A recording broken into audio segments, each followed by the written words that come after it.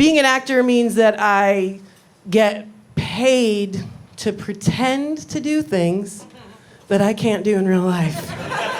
It's a cool job. I'm very thankful for it. It's kind of a fantasy job. I get paid to pretend to do things that I can't really do. Like, I was in a movie called Legally Blonde 2, where, thank you so much, I played the best friend to Reese Witherspoon.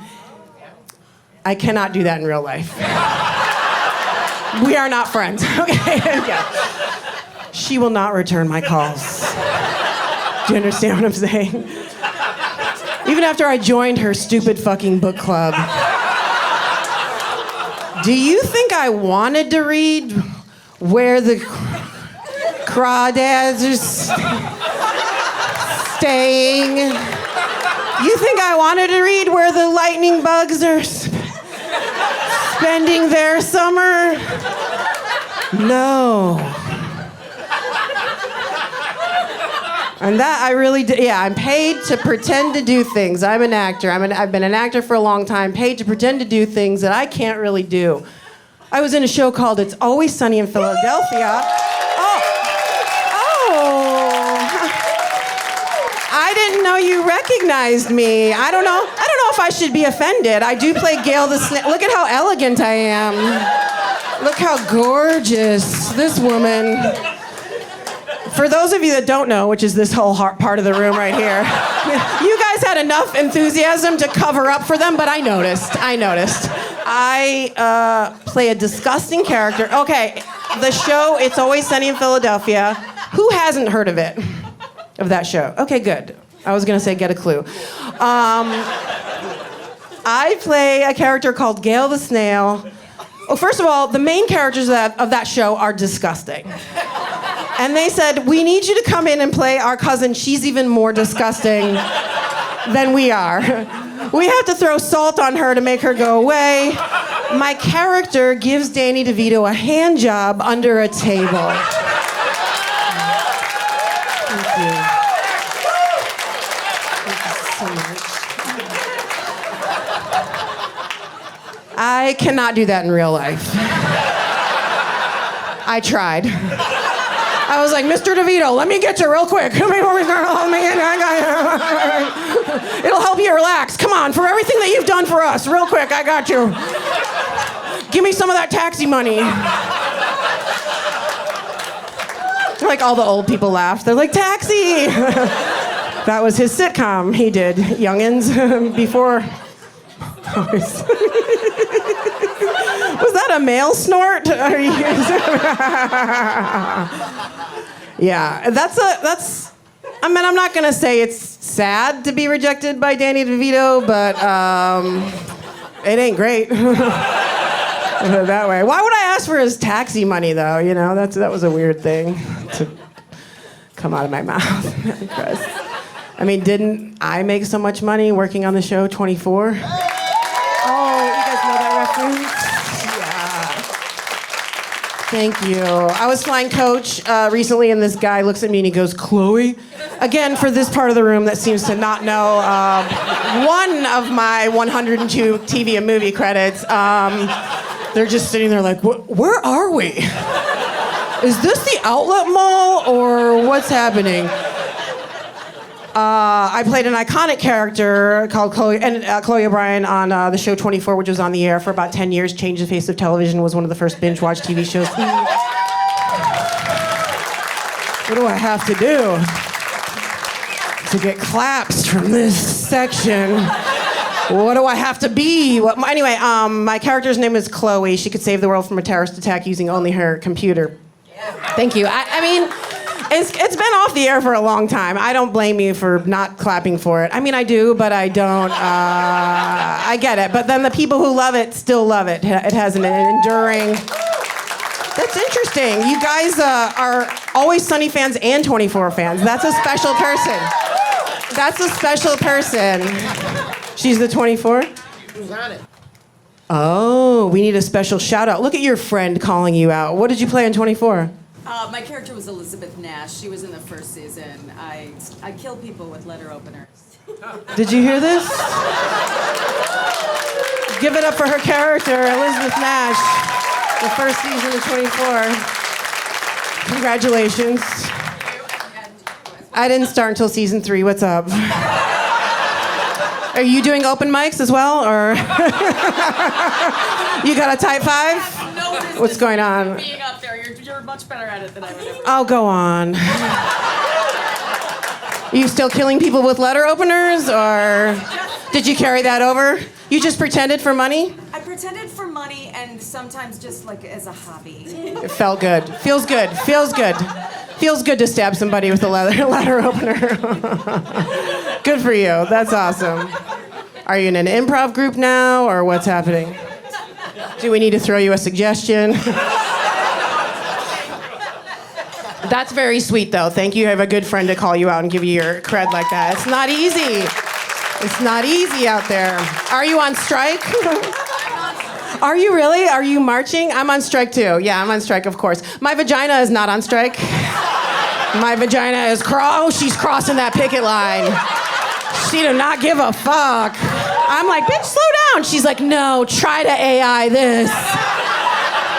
Get your little cameras in there. See if you can get all the folds, because she's ever changing. Recreate this, you'll never recreate that. She's a bad bitch, yeah. My vagina is a scab. That didn't.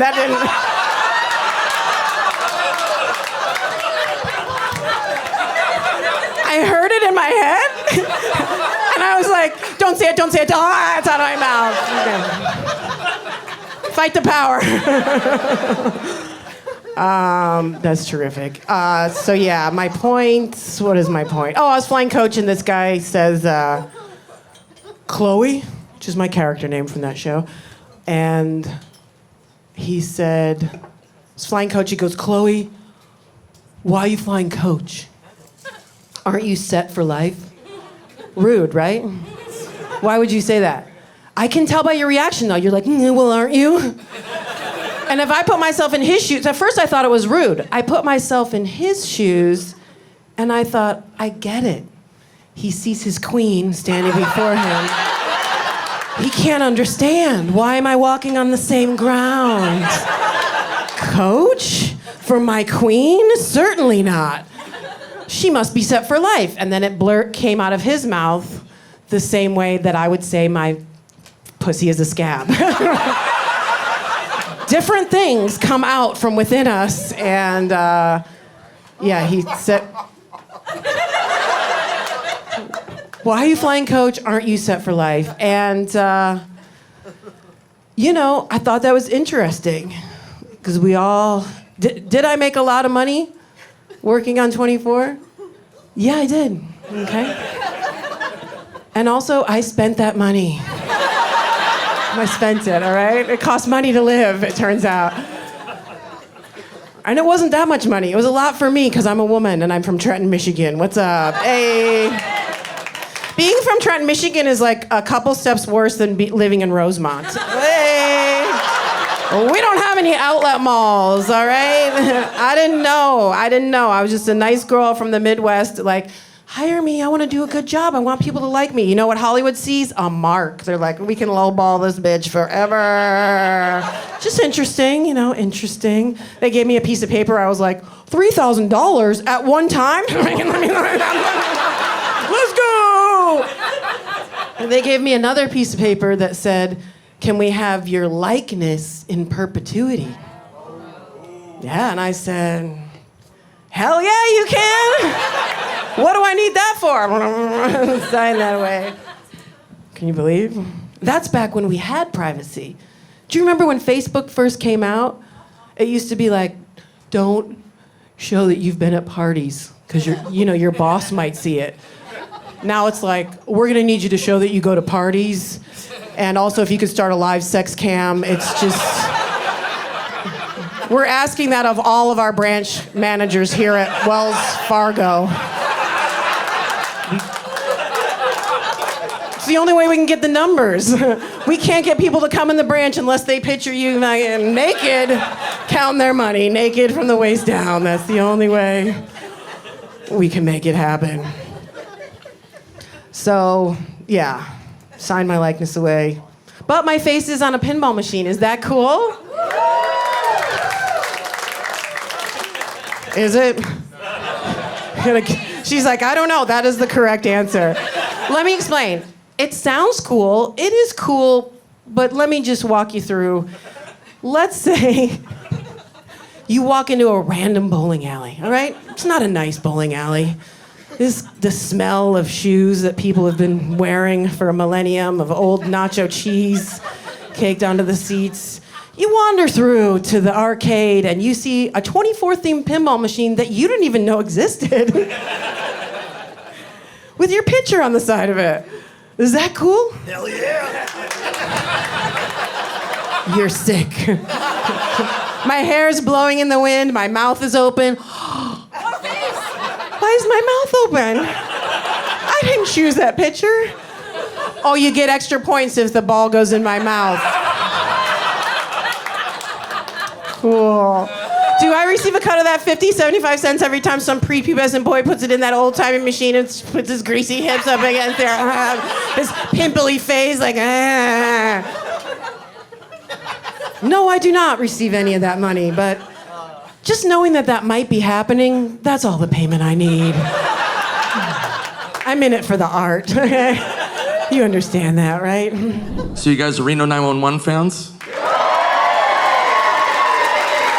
Sweet Terry. Sweet Terry. Yeah. So one of my favorite things that happened, again, true story. So this is pre-COVID. I'm at my local sports bar, day drinking and watching sports, which is what I love, watching all my teams lose. So I'm sitting there day drinking, and it was to the point where, and you know what I'm talking about, day drinking or night drinking, when you're at the bar and you have that inner monologue where you're like, oh, I should not be in public. It's that horrible feeling where it's like, okay, gotta go home. So I live 2 blocks from this bar, key detail. So I'm like, I'm gonna walk home. When I say walk, that's a very loose term. I call it newborn baby drunk walking. You know what I'm talking about. Have you seen a newborn baby take their first steps and they're so happy they're not falling down? It's a look of pure joy. And that's what I looked like. And I'll show you. Here's me walking home from the bar, fucking shit-faced. Here I go.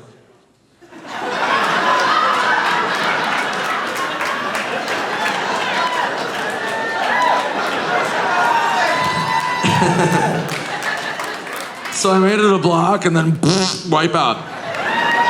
Yeah, so I fall down onto a lawn and I was like, oh shit, I better take a nap. Yeah, it's nap time, I'm not stupid. So hours go by, I get woken up by police, flashlights on my face, and they were like, hey, what are you doing? I was like, I'll go sleep. And they're like, yeah, you can't do that. That's not your lawn, that's not your house. And I was like, I'm really drunk. And they were like, yeah, we weren't even gonna ask that.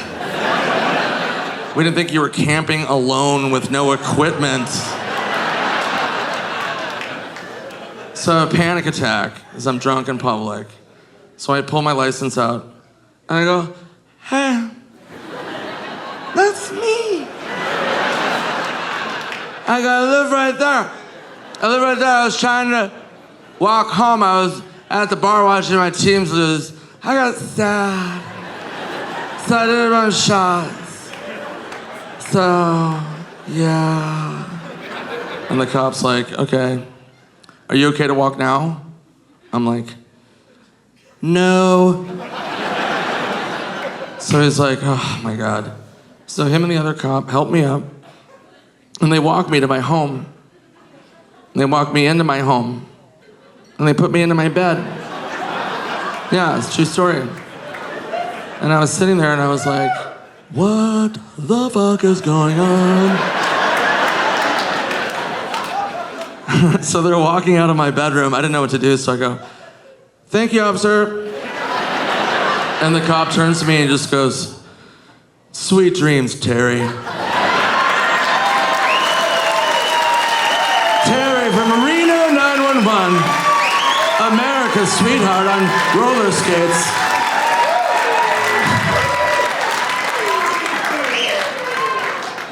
But it made me laugh visualizing them rolling up on that scene, being like, "Yep, found the guy, he's right here. Yeah, he's passed out. Yeah, he's gone. Yeah."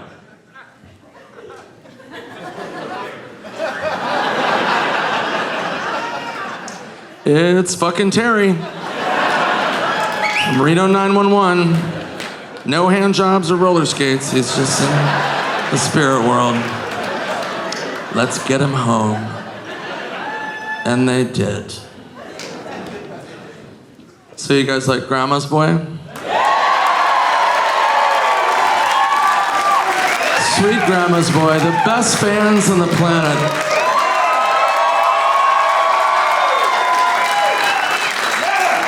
The best. Shit's weak. So one of my favorite things, people always go, "Hey, I love Grandma's Boy. Why wasn't it in the movie theaters?" And I'm like, it was. For like a half hour, and then theaters were like, "Nope, ain't." But it was in the theaters long enough for this to happen. My mother calls me up. She goes, "Nicholas, we have a situation." And I go, "What, are we out of mayonnaise?" She goes, "No, that would be an emergency." She goes, "No, Grandma went to go see Grandma's Boy in the theater." And I was like, "Who told her to do that?" And she goes, "Nobody. Grandma was having breakfast, reading the paper, and there was a big ad for a movie called Grandma's Boy, co-starring Nick Swardson, co-written by Nick Swardson." Sit on my face. Adios, turd nuggets. It's fucking rage. So, love you. So I go, "Okay, what happened?" She goes, "Well, her nurse brought her to the theater in her wheelchair." And I was like, "Then what happened?" She goes, "Then Grandma walked out of the movie." Yeah, so I cured her.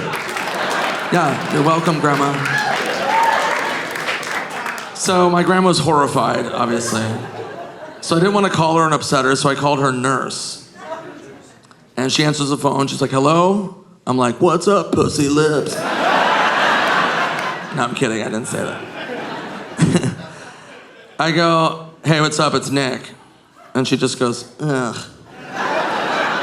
And I go, "I heard what happened." At what point did my grandma realize this movie was not her life story? Like, what was the breaking point? Do you remember? And she goes, "Yeah. When the guy started jerking off to the doll, and he goes, 'I can't stop coming, it feels so good.' And then you said, 'I can't believe you came on my mom.'" My grandma was like, "Nope. That is not my life. That's not my life." Yes. But such is life. It's so bad, man. So, one of my other favorite movies that I was a writer on was a movie called Malibu's Most Wanted. Malibu, Malibu. If you don't know it, it's about a white rapper named B-Rad, starring Jamie Kennedy, one of my best friends. Great actor, comedian. If you don't know who Jamie is, he was in all the original Scream movies. So I used to live with Jamie. I moved in with him. We wrote the script together. We made the movie, and I moved out. So one of my favorite things I like to do, going back to my immaturity, is I love scaring people. I love scaring the shit out of my friends. You know when you get a good scare out of somebody and you're like, fucking yes. So I'm having dinner with Jamie way long after Malibu. And in my head, I'm having dinner with Jamie and I go, you know what? Jamie was in the Scream movies. Maybe he wants to live them. So I leave the dinner, double back to his home that I used to live in again, park in the alley. I go through my car. Somebody had given me a gag gift. It was a baseball hat with a long-haired wig sewn into it. And I'm like, that's gonna come in handy. So I take my shirt off so he doesn't recognize it, put on the hat with the wig, hop the fence, break into his home, go into his kitchen, and I get the biggest knife that I can find. And I go into his living room, and I just stand in the dark, right in the corner of his living room. And in my head, I'm like, this might be too far. But he walks in the front door, I'm like, nope, game on, here we go. So I don't move, I just stand there. And he walks in like any of us would, tired from the day, throws his keys down, turns on the light, sees me. It's the most scared I've ever seen a human in my life. He made a sound from the depths of Mordor. He sees me and just does this. No! No!